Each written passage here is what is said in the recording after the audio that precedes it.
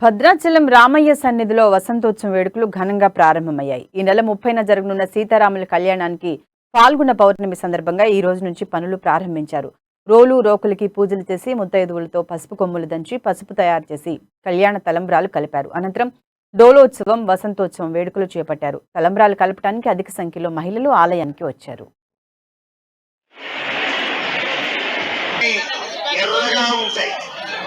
రోజు జరిగే కళ్యాణానికి పసుపచ్చగా ఉంటాయి. తేడా ఉంది. ఈ